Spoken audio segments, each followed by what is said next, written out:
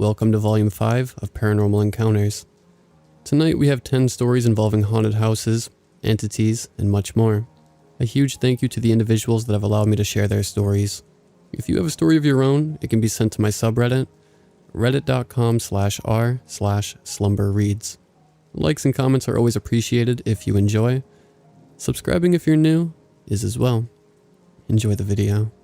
And as always, I hope you all have a great night.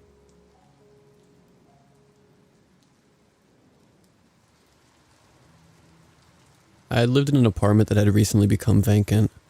Anyway, I'm in my early 20s and was getting off work. And of course we wanted to drink for the weekend. So my boyfriend is out picking up liquor and picking up a mutual friend of ours. And I'm just getting off of work. I worked at a pizza shop at the time, so I usually came home just stinking and wanting to shower. This time, coming home, something was off. The place was ghetto, so the front door was a sliding glass door. To explain the layout was basically the first front of the apartment was the kitchen, and the living room, and the second back part was the bedroom and the bathroom. The bedroom just being separated from the living room by a slided door.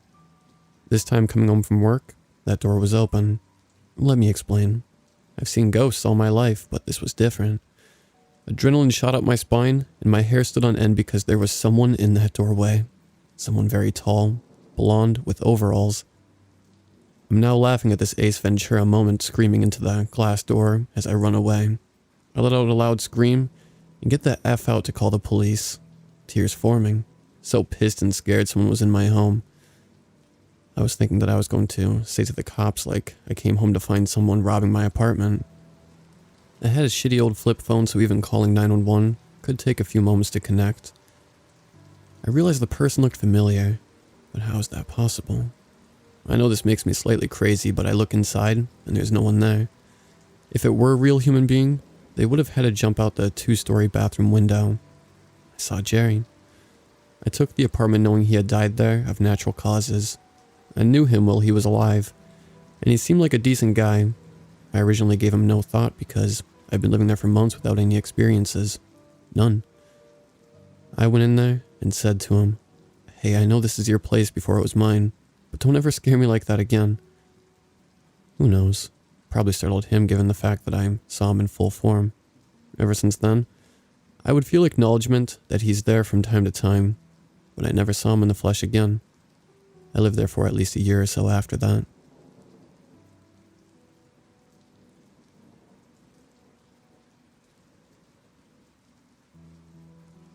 So I'm new here, but wanted to post these stories I have about my 70-plus-year-old family home. So I'm still currently living in my family home. I've been living back here for the past 3 years. My grandpa, nan, and father all passed away inside the house, so there's history here. The first time I experienced something in this house was quite a few years ago. I was with my friends and we were playing a prank on another friend who was sleeping at the time. We were going to barge into the room he was sleeping in and wave sparklers in his face and make a lot of noise to wake him up. I decided to film this and share it with my other friends. When I looked back at the footage the next day, while we were preparing to barge into the room, we were trying to be quiet not to wake him.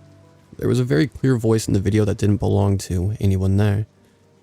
It had a very thick American accent and said, "Get out of my way." None of us heard it in that moment, only in the video. Another time I experienced something in the house was when I was having an argument with my girlfriend, and mid-sentence all the taps on the house turned on at the same time. Now this could be due to faulty plumbing, but it scared the crap out of both of us enough to stop arguing. Not too sure if this is paranormal or not. I have been touched by something on the neck while washing dishes. I was home alone and washing dishes late at night, and felt a cold, almost wet touch stroke the back of my neck. It made the hairs on my neck stand up, and sent tingles down my arms. But now, we get to the interesting stuff. So because this house is very old, we have had it renovated, and now the activity has multiplied. Just last night, I heard someone walking down my hallway and stop outside my bedroom. No one was home, just me. Doors are open when I know I've shut them, and doors are closed when I know I've left them open. But the weirdest one has only started in the last few nights. When I'm in bed at night, I hear someone walking on the roof. Not an animal, like human steps. I've rushed outside with a torch to check, thinking there was something or someone actually on the roof, but nothing. It has happened every night at around midnight without fail. Just someone on my roof. I'm sure I'm forgetting some stuff over the years, but this house is definitely haunted. But I don't feel unsafe.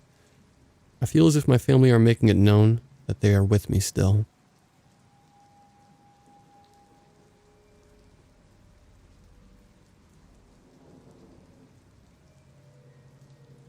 I have a lot of stories, so I'll just go in chronological order. I'm a pretty skeptical person, but other people have experienced things in my house, so I'm looking for an explanation. The first experience I remember, that I would call paranormal, was when I was about 6. I was in bed, but the room wasn't completely dark because there was a gap at the top of the door so light could come in from the hallway. My dad was in a band at the time, and when he would come home late, he would come downstairs and say goodnight. I wasn't asleep yet, and I was lying on my back. I open my eyes, and I see a hand over my face. Thinking it's my dad trying to scare me, I reach up to grab the hand, and my hand goes through it. I screamed, and my mom came in to see what was wrong. But no one else was in the room, and my dad wasn't even home yet. When I used to sleep in that room, I would sometimes see shadows in the gap above the door, way too high up to be one of my parents passing the door. The way my house is set up, there's a hallway in the basement. The big room at one end of the hallway has windows, and the room at the other end does not because my house is built into the side of a hill. The 2 occurrences mentioned above took place in a room on one side of the hallway without windows.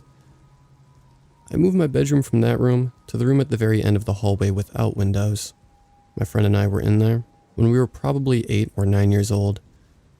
The door was closed, but we could hear scratching on the other side, like someone was rubbing the wood with a toothbrush or something. When we opened the door, there was nothing there. I was sleeping in that room one night, door closed, and in my dream 2 children were crawling down the hallway, coming from the big room with windows. One of the children laughed, and I woke up to see my dog growling at the closed door. I didn't tell anyone about it because I figured it was just a dream. About 2 years after that, I had a group of friends over. There were 7 of us, ages 11 to 13. 2 of my friends went upstairs to get popcorn around midnight or 1 a.m., and my parents were sleeping, so they knew they had to be quiet. About 4 minutes after they left, we hear them screaming, and they come running back into my bedroom, and they are both crying. One of them believed heavily in the paranormal because she lost her mom at a young age, and it's comforting to her. But the other girl was very skeptical and doesn't really believe in ghosts. We asked them what was wrong, and they said as they were coming back down the stairs, they heard little kids laughing in the corner of the room at the end of the hallway. I know that it was not our voices echoing off the wall because my bedroom door was closed, and my room is pretty much soundproof. Basically, if you are in my room with the door closed, you can hear things outside, but they can't hear you unless you yell really loud. After they told me they heard little kids laughing, I told them about my dream, and they all agreed that was super weird. We all ended up sleeping in the living room instead of my bedroom. After that, the experiences are pretty isolated. One of my friends stayed with me during quarantine, and when he was home alone, he heard a little kid's voice clearly say, "Hi, kitty." No TVs were on, and I live in the middle of nowhere, so I don't have neighbors for at least half a mile. Last year was 13 years since my grandma died, and a painting that belonged to her fell down the stairs from the 3rd floor. As far as any of us knew, the painting had been stored in the attic, which is closed 90% of the time, and no one had been upstairs to disturb it. For online school, I've been mostly on the 3rd floor since that's where Wi-Fi is best. And sometimes when I'm doing homework, I'll hear what sounds like a little kid crying coming from the attic. I would like to say that it might be one of my cats, but neither of them make a noise anything close to that. There are weird circles of rocks in the woods behind my house that my mom calls witches' circles, but she does not believe in the paranormal at all. The last experience is not an experience of mine, and I don't know exactly when it happened, but I was probably 4 or 5. My babysitter was a family friend, and I think she was about 17 at the time, and she had to stay up overnight because my parents were away on a trip. I asked her recently if she thought my house was haunted, expecting her to say no, but she said she absolutely believed it was. She said that on one of the nights she had to stay over, at around 1 in the morning she woke up to see a little kid standing in the doorway of the room where she was sleeping. She thought it was me at first, but When she said my name, the child turned to the side and walked down the stairs toward the front door. She didn't hear the door open or close, and when she tried to follow it, she didn't see anything. She said the child couldn't have been me because I had short blonde hair, and the kid she saw had long dark hair. Aside from those, I can't think of any other stories.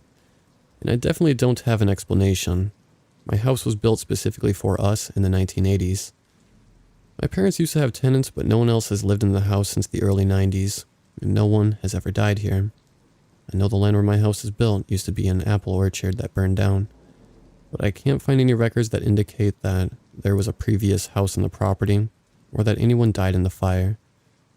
If anyone has some sort of explanation for this, I'd appreciate it, and if anything is confusing, I'd be happy to clarify or elaborate.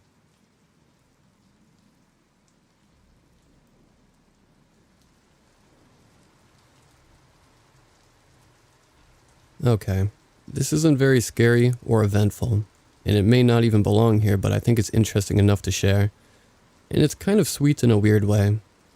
To start off, I come from a spiritual family.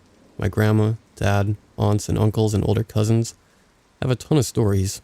Thankfully, I didn't inherit too much of it, as I believe in spirits but never had an experience seeing one.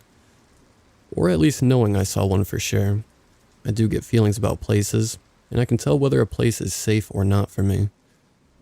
So my partner, now husband, let's call him Jay, and I lived in a really large 2-bedroom, 1.5 bathroom apartment on the top, second floor of a complex during our last years of college, and we stayed there after we both graduated.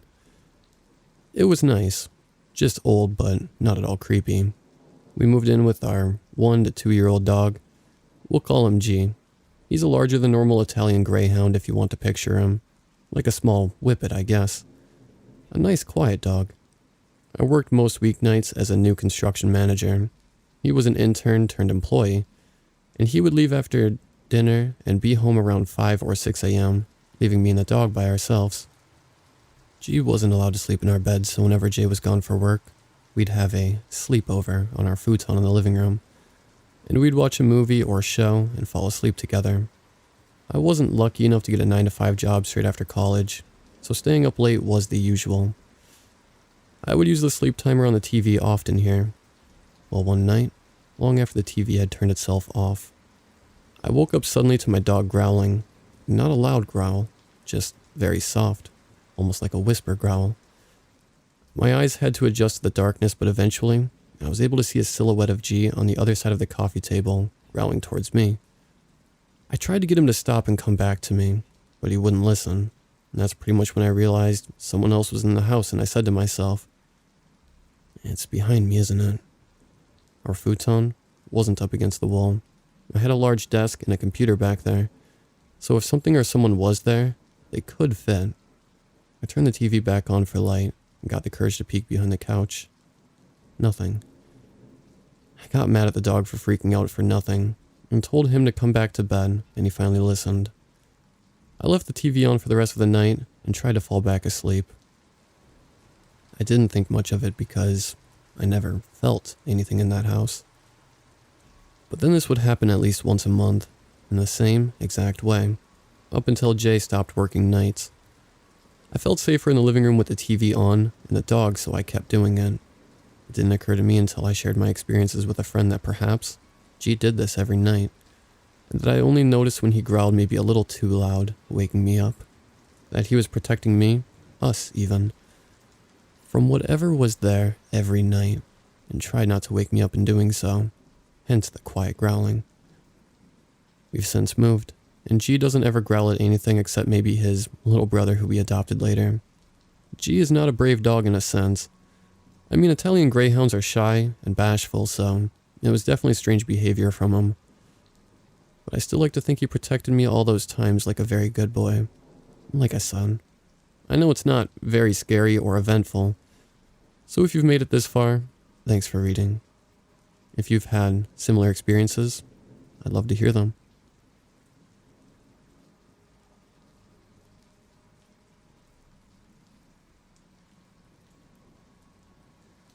I've always been in tune with spirits since childhood, mainly seeing apparitions or feeling energies, silhouettes, etc. This encounter was when I was in my third year of university. I moved into a new student rental, the basement of the building. The house was nice, new, and in a quaint neighborhood a distance away from the university. Shortly after moving in, I felt like I was being watched. My room was in a corner of the basement, adjacent to two hallways, one that led to a living space, and the other that led to the entrance and furnace area. I didn't feel threatened. Over time, I would see an apparition of a little girl. She wore a white dress, had shoulder-length hair, but her bangs covered her face, which I couldn't see well. Sometimes I'd see her with a stuffed bear. Normally, the encounters would be I might walk from my bedroom to the bathroom and see her silhouette move from one room to another, as if she was curiously watching me. Fast forward to about 3 months living there, and one weekend, I'm back in my home from visiting my family. My mom, who is very in tune with spirits, pulls me aside to talk to me. She said that she knows I'm being followed, that the spirit is passing by, but is attracted to my energy. I already felt no harm, so I thought that was cool. My mom suggested one night I try to talk to her to see what she was about.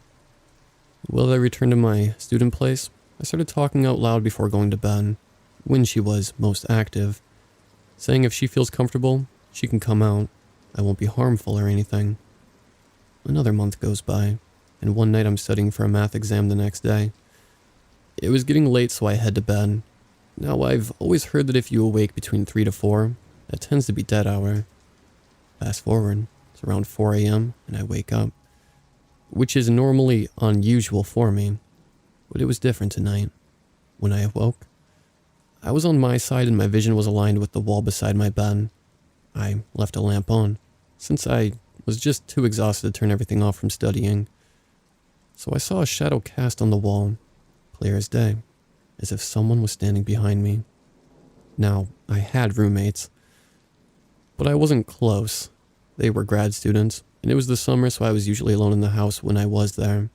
I turn around and see the girl. This time she's fully realized. She wasn't a transparent apparition, as if she was a living and breathing girl. I saw her white dress, her teddy bear held in her left hand, and she was looking at me, a peaceful smile. I saw her face for the first time. She was a young girl, but she quickly disappeared as soon as I awoke. It was my first time seeing a spirit in this intensity, and being so up close with one. I screamed, not out of fright, but out of being startled.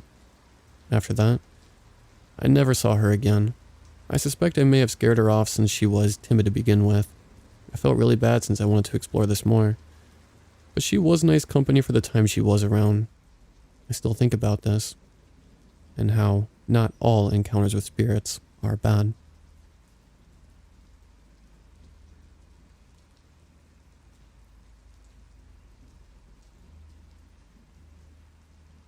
In 2017, me and my girlfriend moved into a tiny, kind of crappy house in our college town.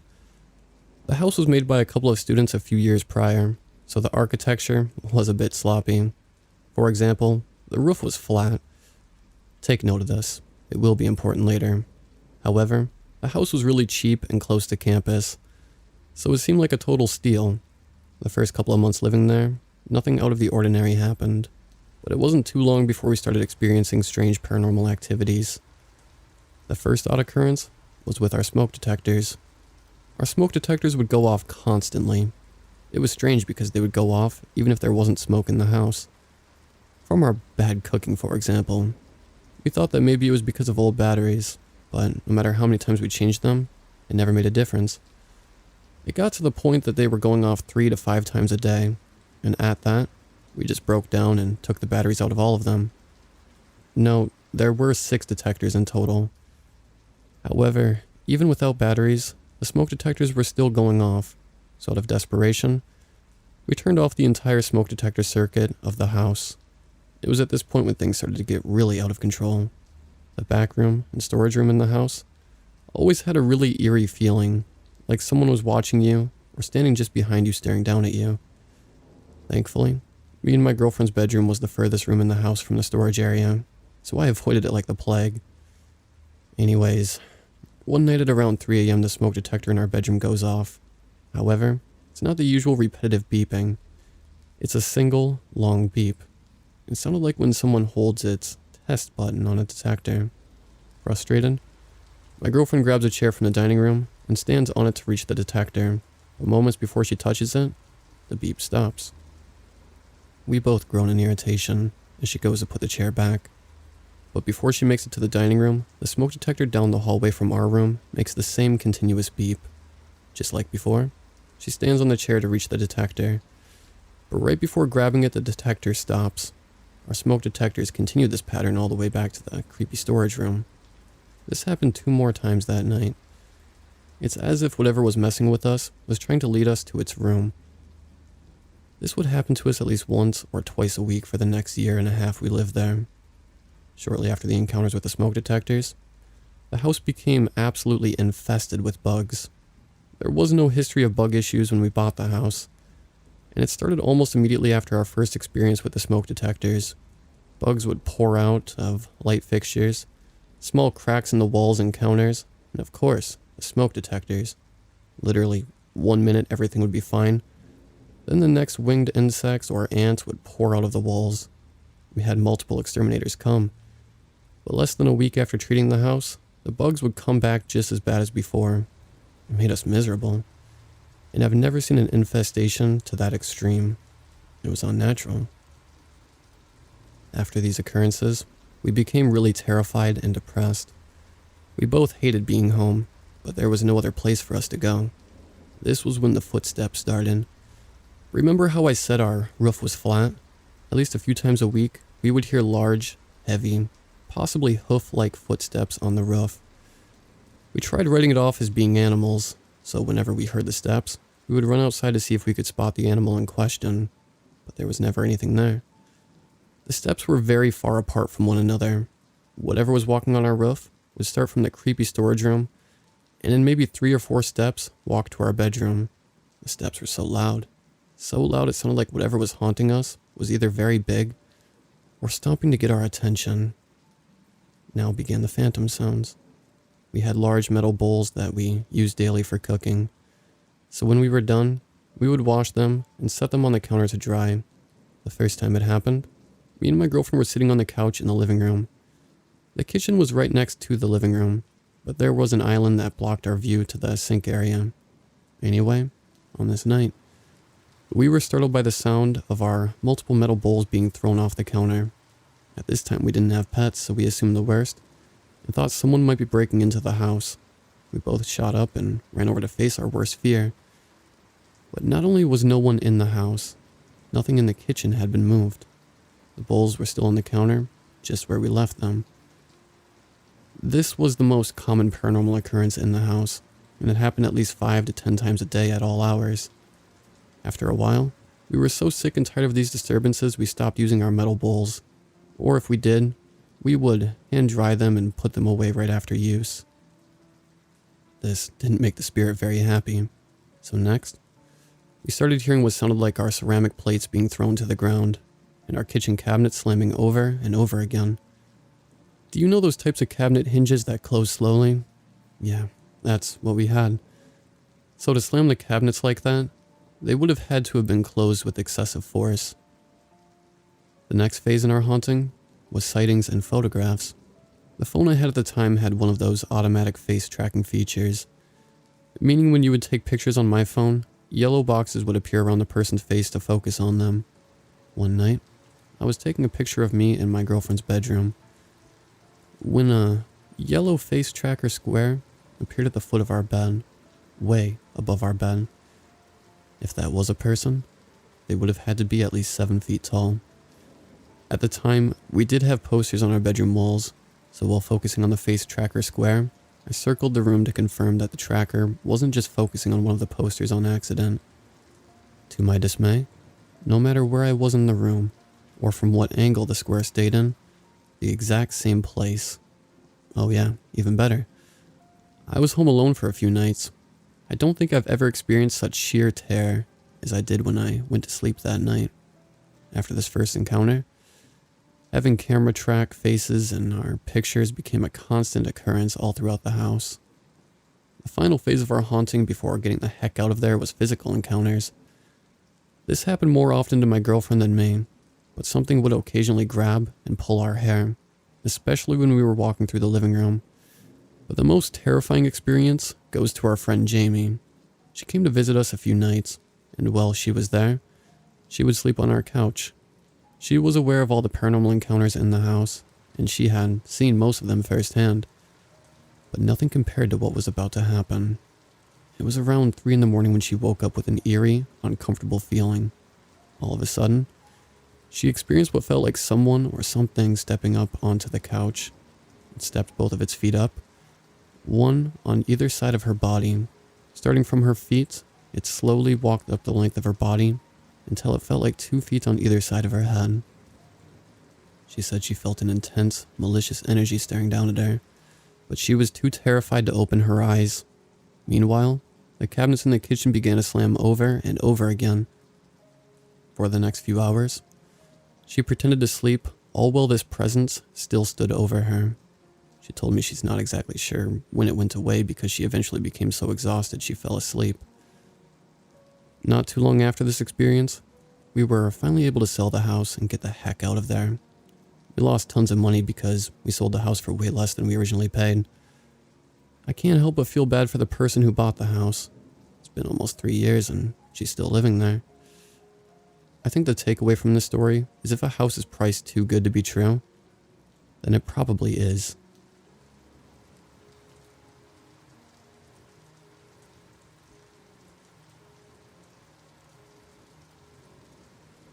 This particular instance was several years ago, back when I used to have a math tutor in high school. Once a week, every Friday after school, I'd have a tutoring session at the library by my house. It started at 3:30, and class would let out around 3, so I was often early. Before my session one afternoon, I went to the washroom and noticed a woman go into the last stall. When I exited my stall to wash my hands, I noticed the last stall was vacant, but I also hadn't heard the woman leave. Thinking I was losing my mind, I shook it off and left to go meet my tutor. After my session, it was about an hour later and I was walking home when I started to sense that I wasn't alone. It felt as though someone was walking about 5 paces behind me, but I never felt the need to check. Subconsciously, I think I knew it wasn't really someone there. I made it home and, because I'm a weirdo, stood behind my brother in the garage as he was working at our workbench, trying to freak him out. After not getting the reaction I wanted, my brother's several years older, would take a bit to actually scare him. I entered my house. Upon entering, I started noticing a woman standing in the back corner of each room I entered or passed by. She would just be standing there, motionless and expressionless. For whatever reason, I wasn't actually afraid at the time, but rather curious. I went back downstairs to explain this all to my brother, so he could tell me I was just seeing things. I began explaining this person I kept seeing, and as I began describing her, my brother started to nod and started asking questions about what she looked like. I instantly got goosebumps over my whole body, and a chill went down my spine as he, in great detail, described the exact same woman I had seen all afternoon. I stood there speechless as my brother's face fell, and he asked, "Why do you think I didn't turn around in the garage earlier? Thought it was her." Not that I've ever mentioned it to my brother again since, but I'm almost certain neither of us ever saw her again.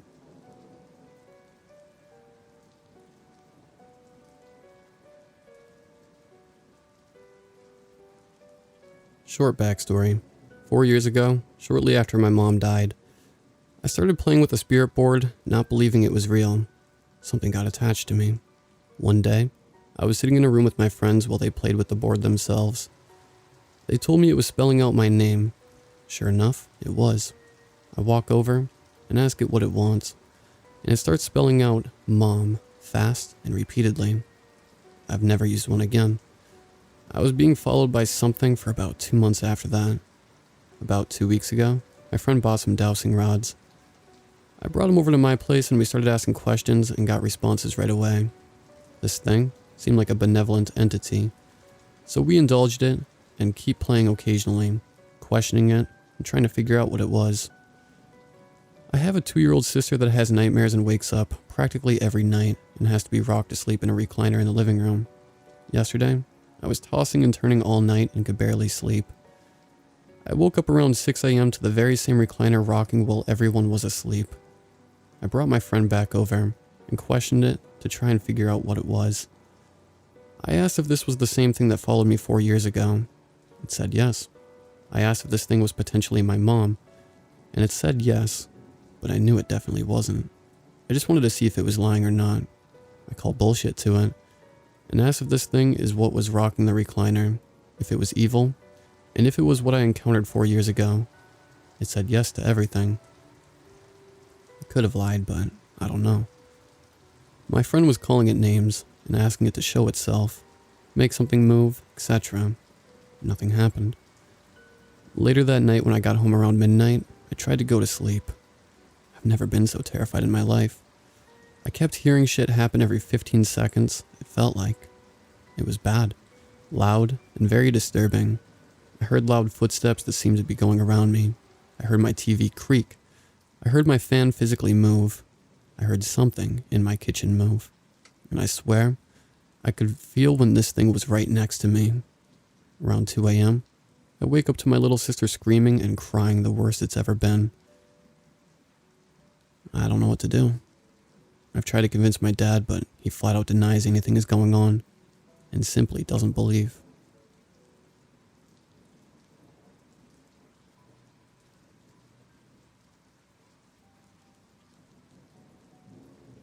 I've had a couple different experiences with things I don't think were of this world.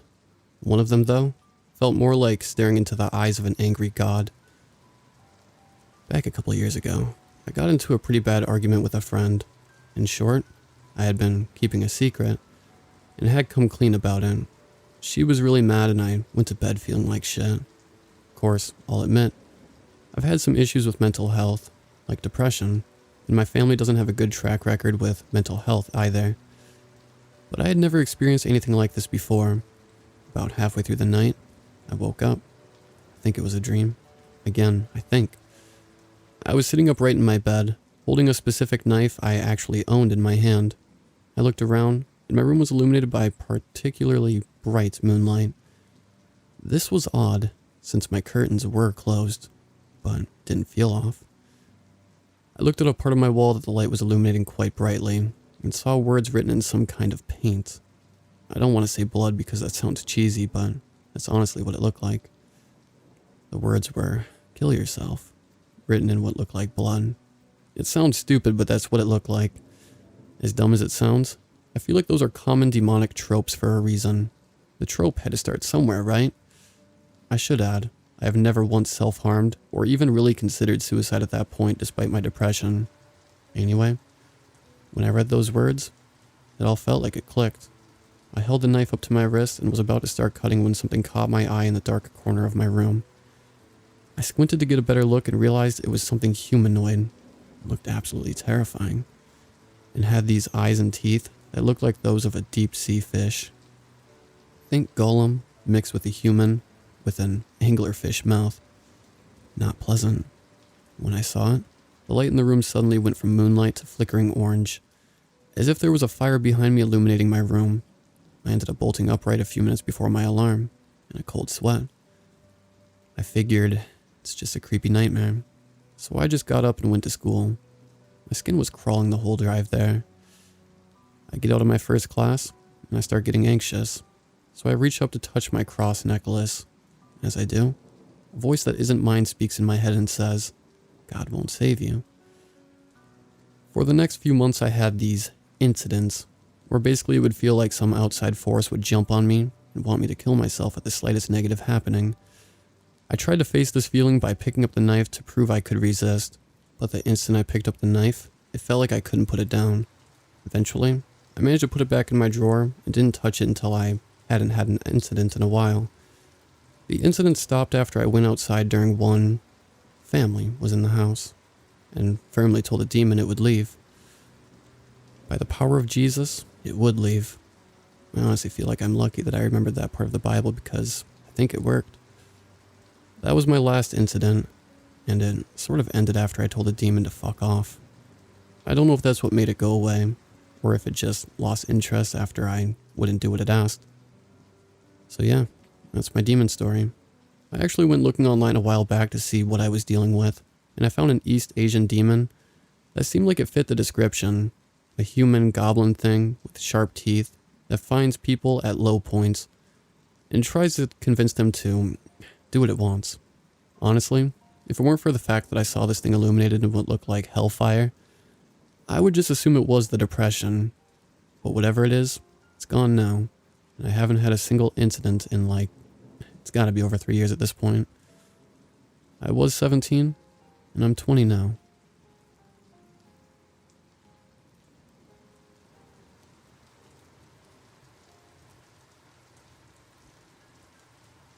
This occurred when I was around 10 years old. I grew up in a small town and lived in a 3-bedroom, 1,500 square foot house with 6 people. This meant my sisters and I shared a small room. My grandma decided she was tired of having no space in our room with the 3 single beds, and it was time to get a bunk bed. In this small town, I remember shopping for this bunk bed in this rundown store. It wasn't the typical furniture store. I almost believed it was a secondhand shop or some type of discount store. By the time I was in my teens, this building was turned into a billiard and game room. This place wasn't there long. The exciting day arrived. We put the bunk bed in the room, moved in a dresser with a small black and white old TV and Atari. These were not new, but moved from another location in the house. This was the late 80s. Yes, we had an Atari when everyone else had a Nintendo or a SNES. The Atari and TV were placed so that I could sit on the end of the single bed and use it as a chair while we played the Atari. The space between the single bed and bunk bed was approximately 2 to 3 feet. This is when the paranormal activity in our room started to become more frequent. I had opted to take the single bed since my sisters really wanted to sleep in the cool bunk bed. They have more stories than myself. Anyway, one night I remember being in the room alone playing on the Atari. My grandma and mom were talking to some family members that had stopped by, and my sisters were watching TV in the family room. Again, small house, small room. I know I was alone in the room. Being alone, and being alone with the Atari, was something that didn't happen often. I was focused on my game when, to my right, I could hear the bunk bed shake a little, like someone just grabbed it and shook it for a second. That had to be my imagination, right? A few more seconds go by, and it shakes again, this time for a few seconds. I remember distinctly telling myself, don't be afraid, don't look, don't be afraid, it's nothing. Almost to a high score, and if I die, I don't have to give anyone else a turn. Motivation to stay. A few more seconds go by as I keep playing my game. It shakes a third time for what I remember being the same interval as the last. Again, I tell myself to be strong. Don't be afraid, it's just your imagination. Don't even look. Well, with whatever was happening, I must have pissed it off with my lack of response or acknowledgement. The bunk bed began violently shaking with no stopping. I just stood up and ran, dropping the Atari paddle and hearing it swing into the dresser. I didn't get to beat my high score. My grandma and mom didn't believe me. I was laughed at by the visiting family members. At least I didn't have to sleep in that bunk bed or go back into that room by myself. My sisters have some more scary stories, like an old man ghost standing on the end of the bed climbing the ladder with glowing white hair. One was hearing glass shatter in the room and not being able to find the source. Quite a few more, but that was my personal scary story with it. We ended up having a house fire due to a malfunctioning AC unit 4 years later, and it destroyed that bed. After restoring the house and damages, my twin and I ended up moving back into that room with 2 single beds. The air in that room felt lighter and more free. Never had a paranormal experience in that room after that. Hence we dubbed it the haunted bunk bed.